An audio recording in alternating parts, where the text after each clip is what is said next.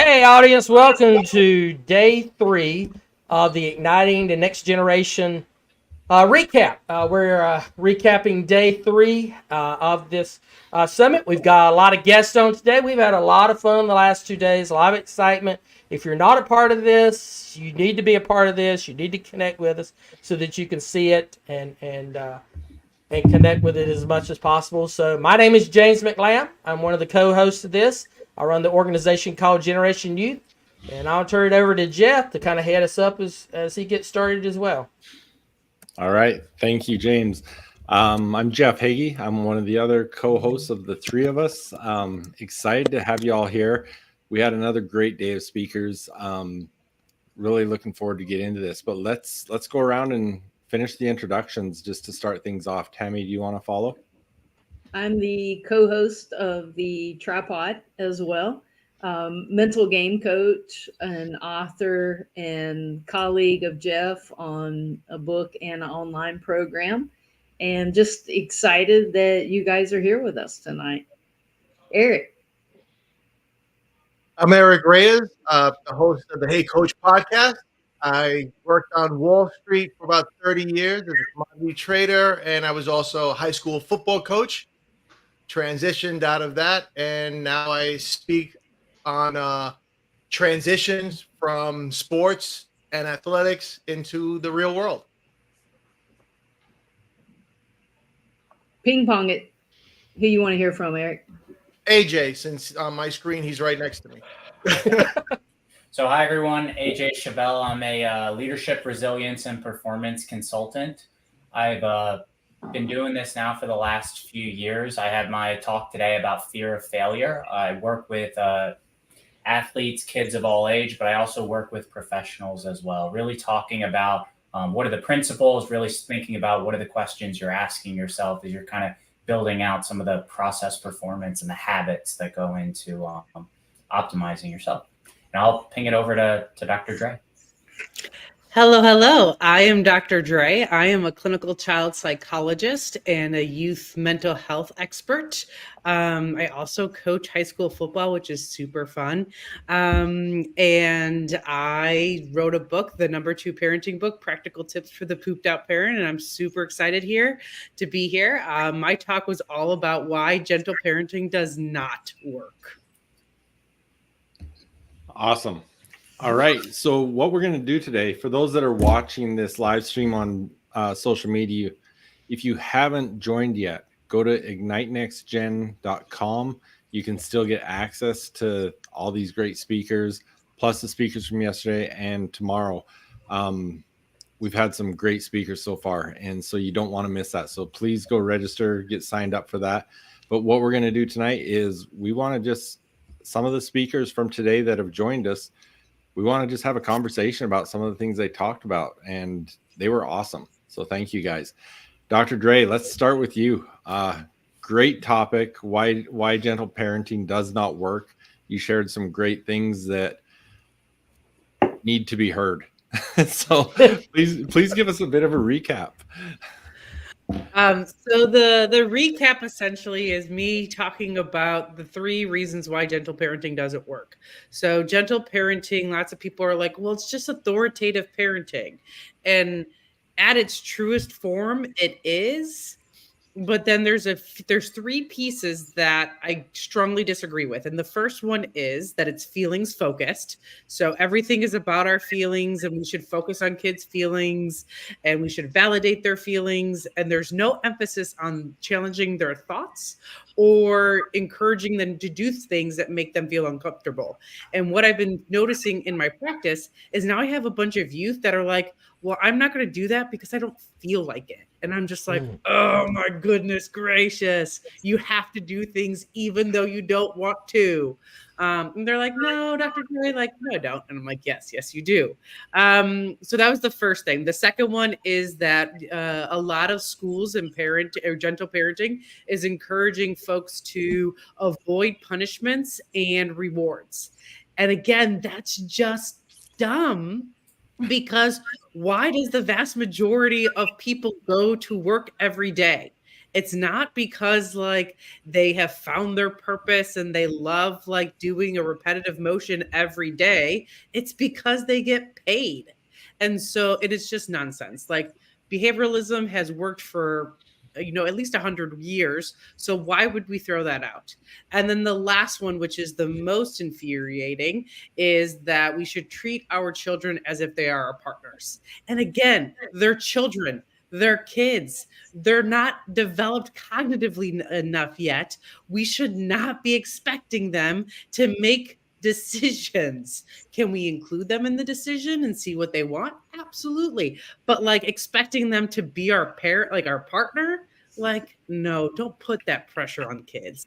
Like it just doesn't work. And so the biggest takeaway is we should raise youth in environments that set high expectations within the context of the warm and fuzzies. And when you I say love it. warm and fuzzies, what do you mean warm and fuzzies? I've heard you say that, and I love that. So Warm and fuzzies is like having a high quality relationship with them. So like having that relationship, build, spending time with them, doing fun things with them, being a parent, and not just being like in the camp that's like, oh my God, parenting is such a drag. And I'm like, no, parenting can be really fun. I just drove 4 hours with my kids to Kentucky, and it was pleasant for the 4 hours because we have that high quality relationship. I thought you were going to say it was pleasant for 3 hours and 45 minutes. Until last the little one in 15. the back was like, are we there yet? And like for the last hour, like every 20 minutes or so. Well, I loved what you said about feelings, because a lot of athletes I work with, it's like, well, I don't feel confident today. And I'm like, no, it doesn't. No, it's about action, and you take action. It's not about feelings. So that really resonated with me. Awesome. Thanks, There was- Tammy. Can I put something in? There's a quick little story. When I first moved up here, I came from the city, and to try to make friends, I joined this men's club. And the guy who taught the men's club was this single dad. Actually, he was a stay-home dad. His wife worked. But one of the things he told us was, you should have 2 or 3 things for your child to pick to eat, so that if they don't want to eat one thing, they have a choice. And I was like, wait a minute. Who's going to make the menu for them in the morning for them to pick? And we were like, oh no, this is not where it's going. And that was my last meeting. One of the things I like, Dr. Dre, I felt like Tammy listening to yours because I was taking notes like crazy. I really liked, and I'd like you to kind of expand on it a bit, is teaching your youth to challenge their thoughts. Mm-hmm. Talk a bit about that. Yeah, so that's one of the probably the biggest things that I do in therapy is I do a lot of drawing, even though I'm a terrible drawer. But I draw out what I call the psychology triangle. It's that your thoughts, your feelings, and your behaviors are all interconnected. And the thing about feelings is like we have no control over our feelings whatsoever. But I teach them and I tell them like, hey, this is what we're going to do in therapy. We're going to teach you how to challenge your thoughts and we're going to change your behaviors. And so one way we challenge thoughts is we look for the evidence. Like, what is the evidence for whatever unhelpful thought you are having? And so just the other day, one of my clients, was talking about how they could never be successful in the career that they wanted to be in. And I was like, well, what evidence do you have to support that? Like, when was the last time that, that you did poorly on an exam or something that would help you in that field? And they were like, it's never happened before. And I'm like, well, if it's never happened before, then chances are it's never going to happen again. And so that's what I mean by like challenging those thoughts. It's like, what evidence do you have to support it? And I usually give them my side of snark. And I'm like, well, when's the last time? And they're like, oh, sorry. Yeah, that's never happened before. At some point, Dr. Dre, I need to share with you, if you have not heard it yet, the 1480 story that just resonates with that. But we don't have time for that tonight, but remind me or ask me for that. I think everybody, maybe AJ hasn't heard that. James, you've heard it. Great I know story. Eric and Jeff have. But anyway, yes, I like that whole idea. And it kind of resonates with AJ's talk as well today. Yeah, it does. I mean, the question I was thinking as you were saying that, Dr. Dre, is just, is it true? I mean, when I work with people of all ages, and I feel like when I talk about challenging thoughts as well, I feel like at the beginning, they kind of need the hand holding that goes into it in terms of, hey, I need to play devil's advocate on that conversation as well, which I think is really interesting. Similar wording. Well, awesome. Thank you, Dr. Dre. Appreciate that. AJ, let's jump into yours. What did you fail at today? So that was the conversation. Yep. What did I fail at today? So my talk was about fear of failure. There were a lot of different themes in there. I based it off of what I've seen just with people I've worked with, friends, family, and people I've worked with in terms of, I feel like fear of failure now is so rampant for everyone. I started off talking about kind of one of the data points in terms of they did a study in 2020 and 72% of adults have social media and 45% of, and these are adults, by the way, 45% of them feel like it affects their self-esteem. So really thinking about how we do play the comparison game with everything that we do. We have that fear of other people's opinions and the fear of failure. And what I talked about was, you really need to think about what is the fear of failure, because you're not usually afraid of the actual failure. You're afraid of the rejection associated with it. You're afraid of the embarrassment associated with it. So what is it that's truly scaring you as we start to go through? And I went through kind of two different processes, but the beginning part was, as you start to think about fear of failure, you need to understand what is a true failure. So quantifying it, being able to define it, really being able to think about it as a whole. So to start with, kind of going back to what Dr. Dre was saying, if you think about the behavior change of what you actually want to have on the back end, so you're not afraid of failure, you first need to change what your mindset is about it. What are your core thoughts about it in terms of, hey, let's think of it more of in a growth mindset. Let's think of it more as learning as we go through it. So really reframing that conversation as you start to think about how we're going to change our language and our mindset on the fear of failure. The next thing in terms of proof, I think of it as kind of what Dr. Dre was just talking about. Give yourself proof of when you've done something that's actually overcome that fear. And it might be something small. So for example, hey, I actually talked up today in class, or I talked up in a meeting that I normally wouldn't do. So give yourself the proof of some of those wins you've had. It doesn't need to be directly on what you're talking about, but think about that. And then as you start to think about the next piece is, okay, now let's take action on that fear. So how are you going to actually plan for what you're doing? How are you quantifying it and thinking about fear setting? One of the things I think the mind does really well on is we do really well when we think about numbers. So when you start to think about what's the probability of this actually happening, you take a step back from the emotion and you start to use the logical brain of saying, okay, what's the actual chance of this happening? And then once we quantify it, we're a little bit more in the logical brain. Is it really that bad if it actually happens as well? So you're kind of getting yourself out of it, out of kind of that emotional brain mode into the logical brain as you start to think about quantifying it. Or I kind of went through a whole steps of doing fear setting as you go through. And then the last thing was, Jeff opened up that question perfectly. How are you building the habit of courage? So what did you fail at today? I know that's Sarah Blakely, the CEO of Spanx. She'll talk about that. That was the question her dad asked her every single night at the dinner table. What did you fail at as well? Not to say failure is what we're the goal for, but just knowing, hey, there are always mistakes we make. There's always failures in air quotes that we do make, knowing that it's not going to kill you, but thinking about what it is as well. So that's really where, how can we start to have the conversation and start to build it up as a muscle? Yeah, what's that saying that they say? If you're not failing, you're not trying hard enough. Mm-hmm. Exactly.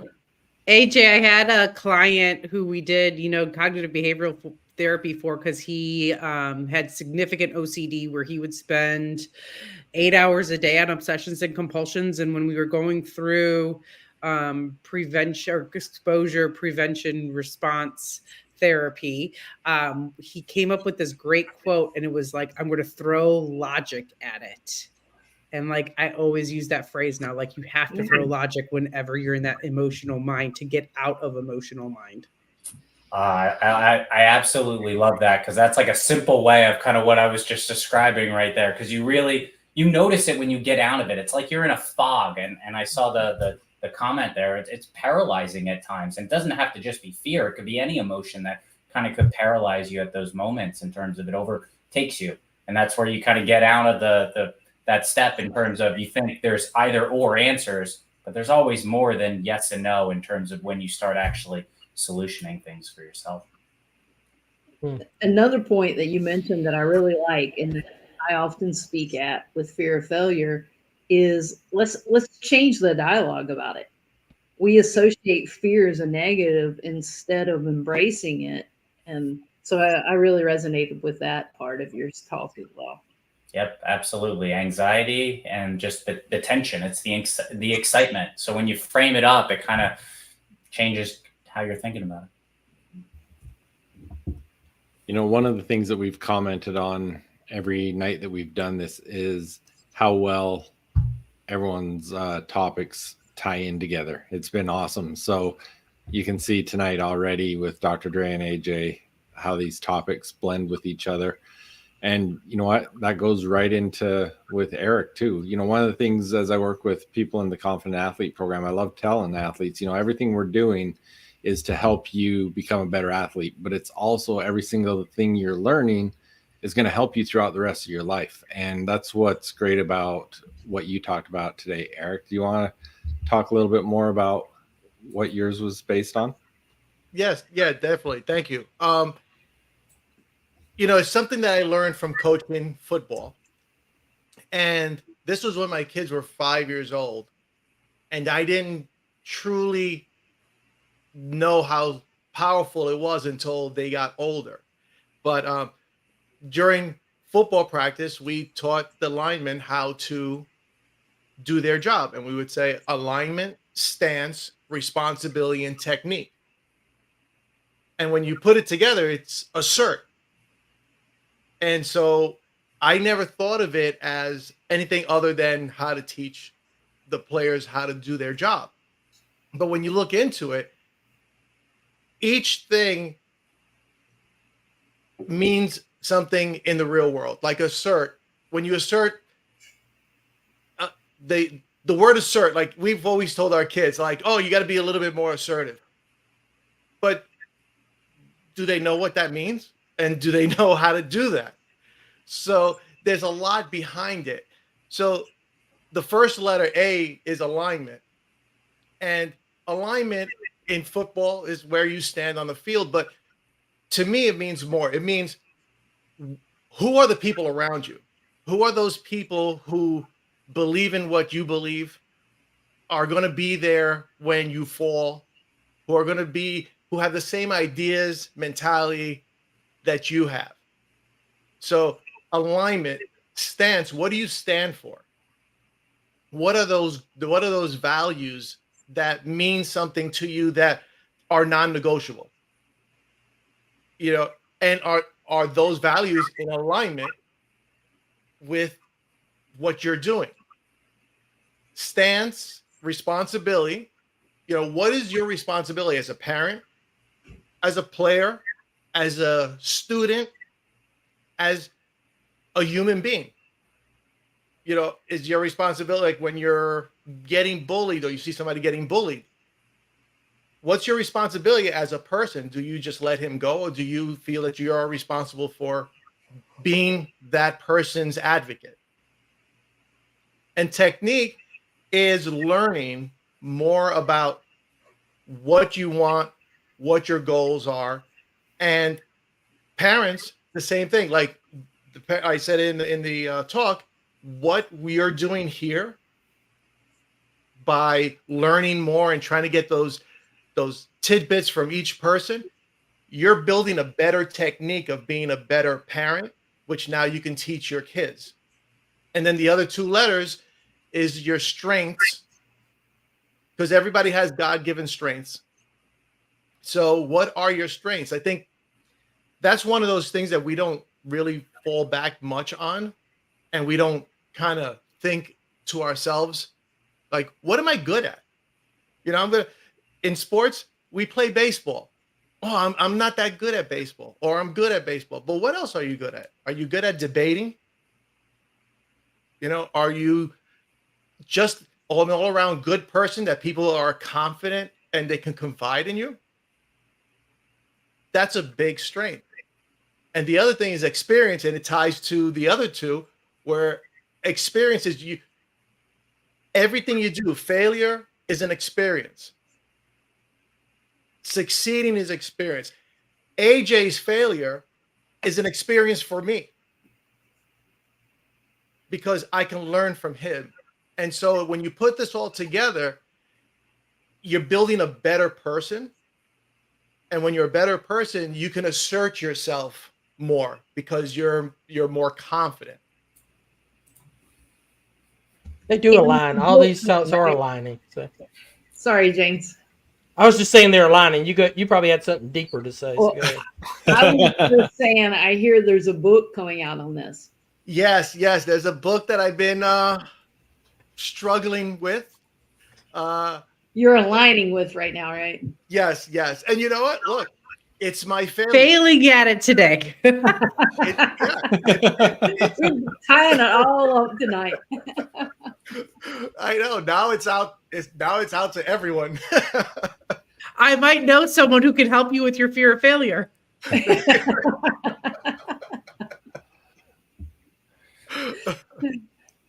Well, it goes back to, I've always told myself, and everybody says this, I'm not a good writer. Well, I think Jeff, probably said that once, and I think Tammy said it. I think Tammy even had a teacher that told her that. There, AJ, yeah. Yep. My senior English teacher gave me an F on a book report. She told me it was too good to be mine. So that just reaffirmed that I couldn't write. You have not heard that's that? cold. James, you've heard that story. I tell it all the time. Oh, I haven't. No, I haven't. Oh, that was like a chain around me for so long. And I would just say, I can't write. And I would work with teams. And I don't mean to, derail this, but I would just say, I can't write. They were like, where's a blog? Where's a workbook? Where's a book? Nope, I can't write. And I had a soccer coach. Well, you can't do that. I guess I need a new mental game coach if you can't do something, but you want us to get out of our comfort zone. So that woke me up to write a book. I wanted to dedicate it to the senior English teacher, but I didn't think that would be a positive. Now, how many books do you have now? 5. Working on the 6th. Well, it's funny because while teaching college, high school football, a lot of these high school kids would say, "Oh, I'm not going to college because I'm not book smart. I only know football. I only know," and it was so hard to get into them and say, "No, you are more than you just play football. There's more to you than that. You just got to find what you're good at." And like I said, I'm not good at writing, but that shouldn't stop me from writing. Yeah, Eric, it's really interesting because when you say those type of things, it kind of goes back to what Dr. Dre was saying on challenging your own thoughts and challenging the stories you tell yourself. But also, I think it ties into kind of what you were talking about. Every experience kind of builds up as we grow because we're never done growing. Unless you stop, growth is a habit you got to keep going and going and going with. It's easy when you're younger, but as you get older, you got to make it a habit. And the other thing I thought that aligned so well with what you were saying was just having the I don't want to say identity, but the values, the non-negotiables of who you are and what those are really helping you kind of pattern the way that you're acting as well. I think one of the things that no one teaches you how to do is no one teaches you how to be a human being when you're born. You just learn. We're all playing a one-player game, and we just figure it out as we go along. But I think the interesting part is when you actually take the time to set up what is it that I want, and what are the values that I hold near and dear to my heart. And some of these we just learn intrinsically from family members and parents and people we look up to. But having that game plan for yourself in terms of kind of that whole structure that you were talking about with the stance, that definitely helps with that alignment. Yeah, I think what happens is you start thinking about those things when you get to college and you become like an adult. You start thinking about, what do I really believe in and things like that. But you really need to start it early, asking your kids, like, what do you believe in? Like, what's your, and it doesn't have to be religious or philosophical. It can just be like, do you believe you're in good health? Do you believe in learning that's going to help you out? If you start putting those little ideas into their heads, they'll start to think, okay, well, what else do I believe in? Well, I believe in these things, and now I believe in something. And so you're preparing them to think and taking that time to think about themselves, which most kids never think about themselves. Absolutely. You're reinforcing it. Right. To tag on that, when my children were younger, my oldest now is 24, but when she was probably maybe 14, 15, and then it went down from there to a 4-year-old, we decided to define what the McLam family meant, who we were, what we are. And it all came out from something that my son said when he was 4 years old. The first day he went to play t-ball, the coach stretched out his hand and said, "Hi, I'm Coach such and such. I'm Coach Eric. How are you doing?" And he said, "Who are you?" And he says, "Well, I'm Jacob McLam of the McLam family." And that's always spoke to me. I've always kind of thought, what does that mean? That's his identity. And so it took me several years. I said, let's sit down as a family. Let's define what it means to be a McLam. And we went through and identified what our values, what our commitments were, so that when it came time for us to make decisions, there wasn't any ambiguity. We knew the decisions were going to be made within this framework. If we were going to choose to do this, choose not to do this, all this kind of stuff, we were going to within that framework. And what you're saying about it's never too early to start was it so true, because the youngest was not even 5 yet. She was 4 at the time, maybe late 3s, 4 when we started, and she had some of the best comments. And I was like, whoa, what in the world? Where did that come from? And I'd look at the older two, and they would be like, I feel stupid now. The baby is saying the really cool stuff. But it was, so you got to reinforce that. You've got to do that. Because I think about, teaching them about trying to overcome failure and have these values, and Nick talked about, identifying values in her presentation. We'll discuss that one in just a few minutes. And all those things that we've got to reinforce it. You got to go back and back and back over and over again to ingrain them and not let them have to discover these things on their own, like so many of us did. Which I'm not blaming our parents, but it's a different time now. We learn more, we know more. We should be able to handle this better. So. Yeah, no, thank you on that. And I mean, well, first of all, again, just for anyone joining these streams that hasn't yet, go to ignitenextgen.com. You're still going to be able to access these. Plus, we've got more speakers tomorrow, so make sure you check that out.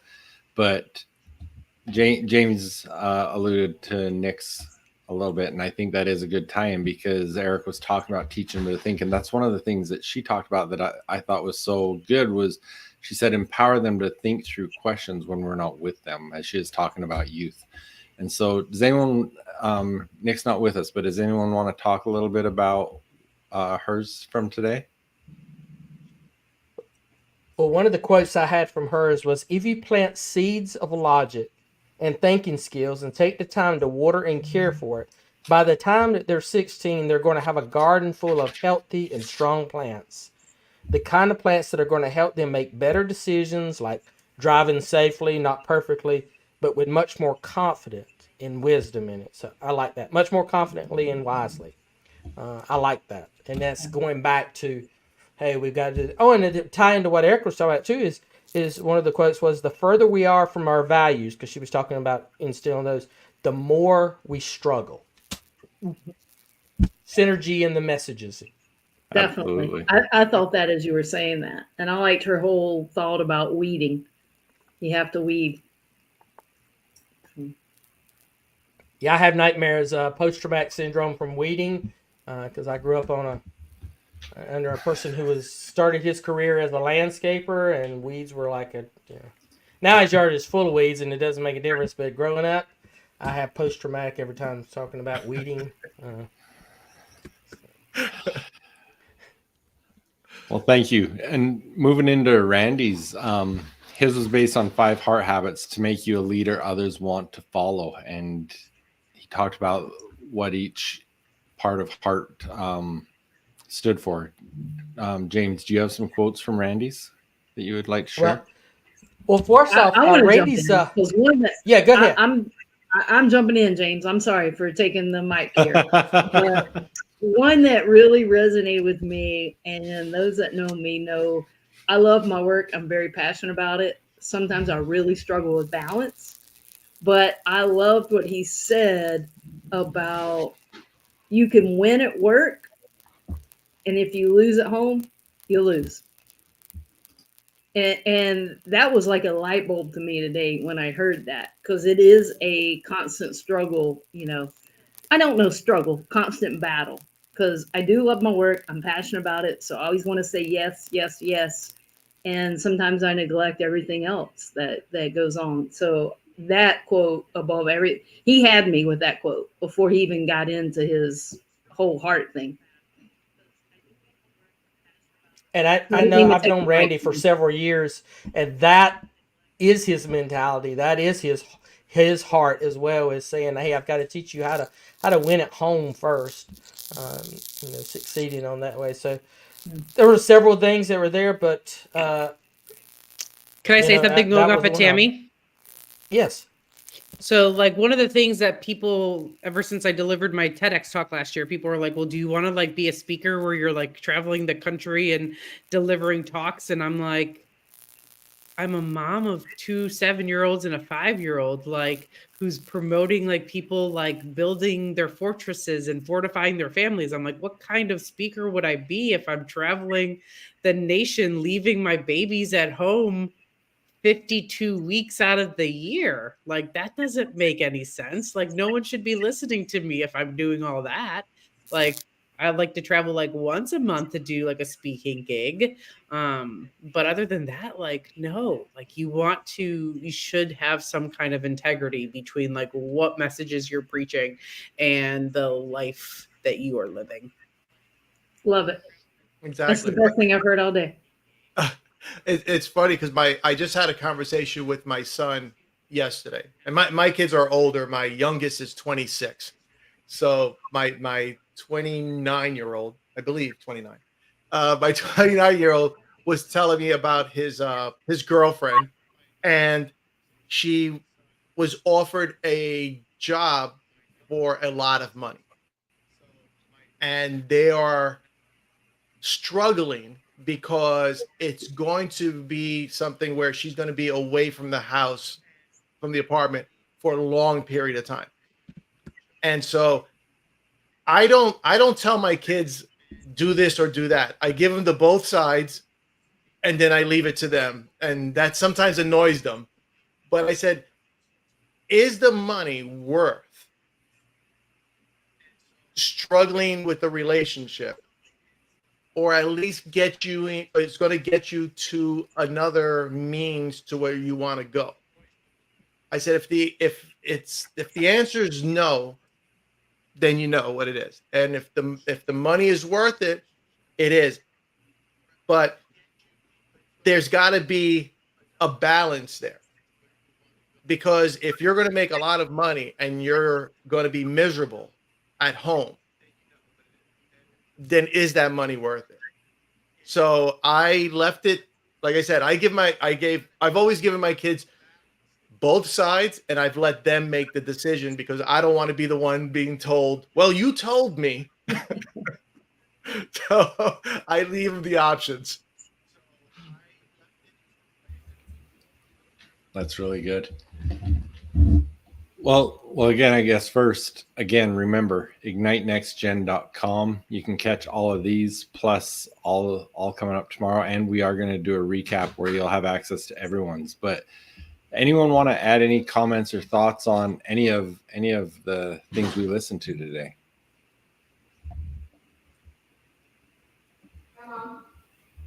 I could talk about it all night, but I think we've done a great job recapping, and each one has so much value. And every parent, every coach that I work with, I'm just stressing that, this is free. These are free resources that you need to be listening to. We all need to be listening to.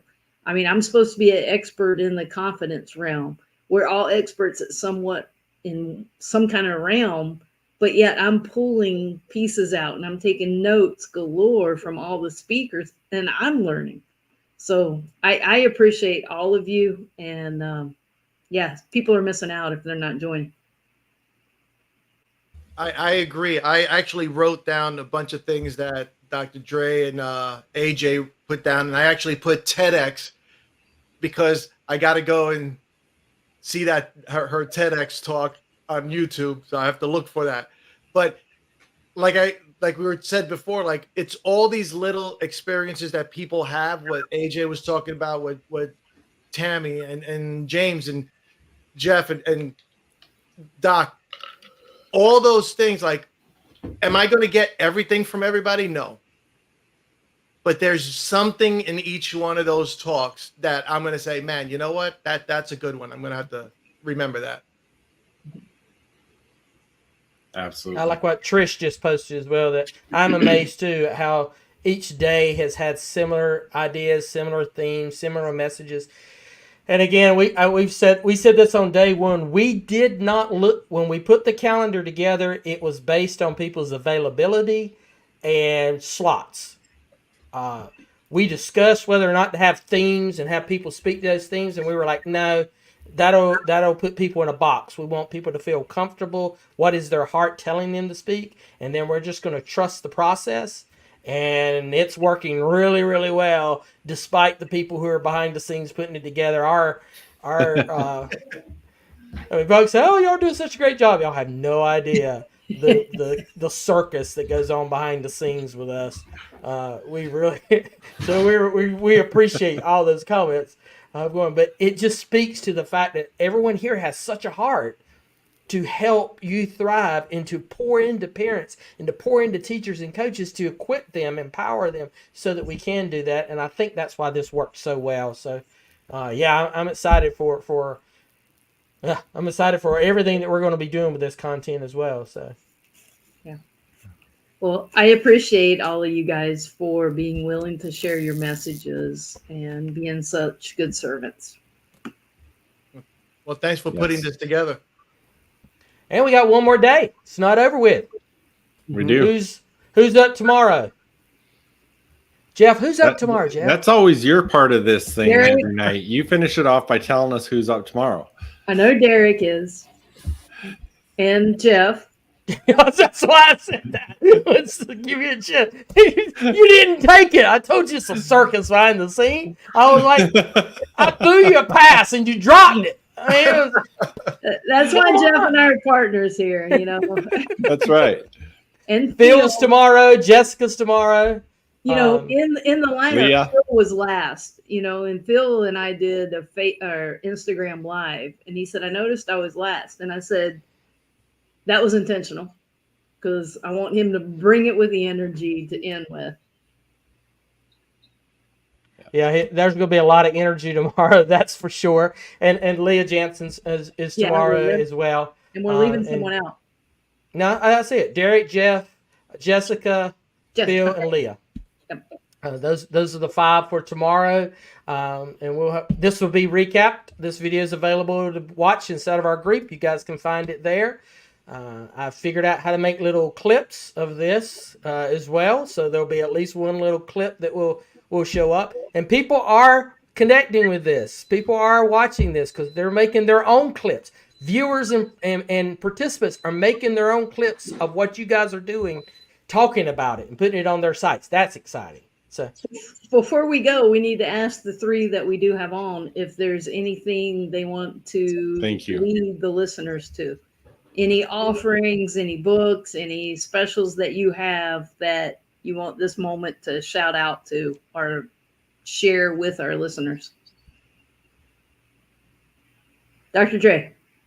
So I was telling my husband on the drive down today that the Olympics have been really, really good, and all the athletes talking about the importance of mental skills, because in the last week, I have gotten 2 requests for sports performance coaching, like one-on-one sports performance coaching. And so I was like the one today, it was a dad of a high school senior who runs cross country and track. And they're like, are you accepting like sports performance clients? And I was like, absolutely. So if you have a youth all the way up into an adult who wants some mental skills for their sports performance, come find me. I am more than happy to help in that realm. AJ. Yep. So you can always reach out to me through email. I do one-on-one coaching as well. And then you can also sign up for my free newsletter, The Growth Compass. It should all be on the website, growthcompass.beehive.com. So we send out a newsletter every single Sunday. It'll be sometimes team focused, sometimes process performance focused as well. And then we also have a premium community as well. I'd say it's geared more towards athletes and coaches and sports psychologists and sports performance. But it's a growing community that we send out a daily newsletter, as well as we've got a lot of premium content in the site as well. So feel free to reach out. I'm always open to talking. Eric. Well, I would offer my book, but it's not done yet. You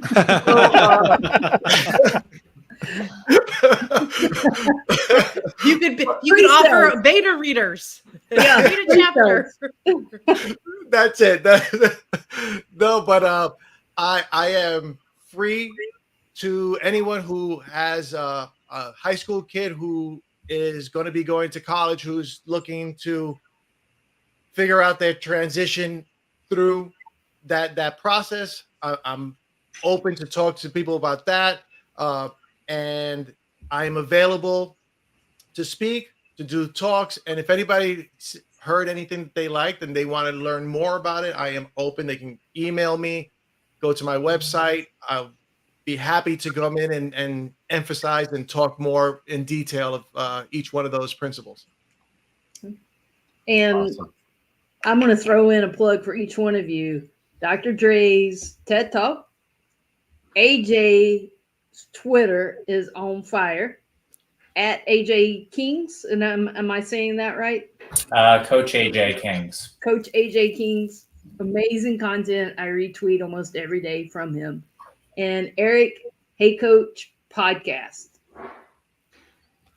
And also on each profile and on their presentation page is the links to connect with all of them. So make sure to go check out their talk and scroll down and make sure you connect with them on all their social media, take their offers, everything that's listed there. Well, thank everyone for being with us tonight. Thank you to the viewers. As I've been watching, you see me get them off the screen because I was curious what was happening on LinkedIn and other places and stuff. We've had a lot more interaction tonight. I think people are beginning to understand what to do and how to do this, be involved with it. So I appreciate that. Thank you guys for being. We got another exciting day before. On Saturday, we replay all 20 and let anybody who's missed any see them again before they disappear. So thank you guys, and let's charge into day 4. Bye. Thank you, Thanks, guys. guys. Thank you.